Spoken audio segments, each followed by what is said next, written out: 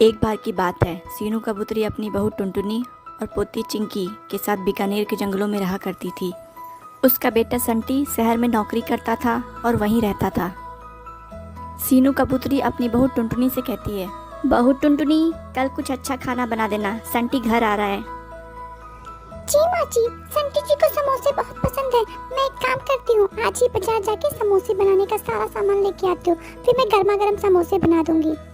मेरे हाथ के बने हुए समोसे सबको बहुत पसंद आते हैं। दूसरे दिन संटी की आने की खुशी में टुनटुनी सुबह सुबह उठ के समोसे बनाने में लग जाती है। दूसरे दिन संटी घर आता है और अपनी माँ से कहता है, अरे माँ, कैसी है तू? ठीक हूँ बेटा, तू कितने दिनों के बाद शहर से आया है और कितना दुबला भी हो गया है।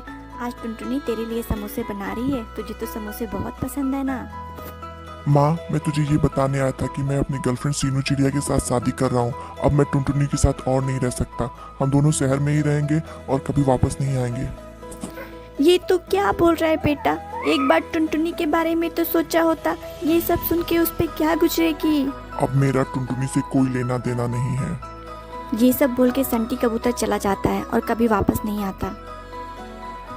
सीनू ये सब टुनटुनी को बताती है और टुनटुनी पूरी तरह से टूट जाती है। बेटी, मुझे पता है ये सदमा तेरे लिए बहुत बड़ा है, पर तू इस तरह से टूट नहीं सकती, इस तरह से हार नहीं मान सकती। तुझे ही सब कुछ संभालना है। कुछ नहीं तो अपनी बेटी के बारे में तो सोच, वो तो अभी बहुत छोटी है। माँ जी, संटी जी ने मेरे साथ ऐसा क्यों किया? मुझ में ऐसी क्या कमी रह गई थी? अब मेरा और मेरी बेटी का क्या होगा? तू हिम्मत मत हार बेटी, तू बहुत समझदार है। हम संटी के बिना बहुत अच्छे से जी लेंगे, तू घबरा मत। और मुझे माफ कर दे, मुझे नहीं पता था कि मेरा बेटा ऐसा निकलेगा, वरना मैं तेरी शादी कभी उससे नहीं कराती। बेटी, तू एक काम कर, तू बाहर जाके कोई काम ढूंढ ले। मेरी तो अब उम्र रही नहीं कि बाहर जाके काम ढूंढूं। संटी हमें इस तरह छोड़ के चला गया है, अब घर चलाने के लिए पैसे भी तो चाहिए। टुनटुनी अपनी सास की बात मान के काम ढूंढने चली जाती है। काफ़ी घूमने के बाद भी उसे कोई काम नहीं मिलता और वो थक जाती है। तभी उसे याद आता है कि उसकी सहेली मीना चिड़िया की समोसों की बहुत बड़ी दुकान है। उसे वहाँ जाके काम ढूंढना चाहिए, शायद उसे काम मिल जाए। वह कुछ समोसे बनाकर मीना चिड़िया के पास समोसे लेकर जाती है। मीना, तू तो मेरी बहुत अच्छी सहेली है, तू मुझे अपनी दुकान पे कोई काम दे दे। टुनटुनी, तू इतनी परेशान क्यों दिख रही है? आखिर बात क्या है? क्या हुआ? टुनटुनी मीना को सब कुछ बता देती है और वो बताती है कि संटी ने शहर में नई नई शादी कर ली है और अब वो घर नहीं आता है। इसकी वजह से उसे काम ढूंढना पड़ रहा है। मीना उससे कहती है कि उसकी दुकान पे समोसे बनाने वाला कहीं चला गया है। टुनटुनी अगर चाहे तो समोसे बना सकती है। टुनटुनी, तू मेरी दुकान पे समोसे बना सकती है और मैं तुझे इस काम का महीने का 10,000 दूंगी। टुनटुनी मीना को धन्यवाद कहती है और बहुत खुश हो जाती है।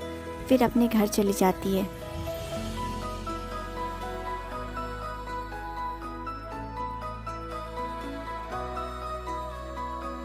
टुनटुनी, तेरे बनाए हुए समोसे तो ग्राहकों को बहुत पसंद आ रहे हैं। अब कभी यहाँ से काम छोड़ के मत जाना।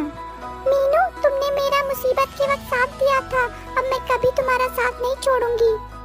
टुनटुनी, आज तूने बहुत काम किया, आज तुम्हारा व्रत है, अब घर जाके थोड़ा आराम कर लो। ठीक है मीनू, कल मैं टाइम से काम पे आ जाऊंगी। टुनटुनी ने नवरात्रि का व्रत रखा था। उसने देवी माँ से प्रार्थना की, माँ, आपकी कृपा से सब कुछ ठीक हो गया।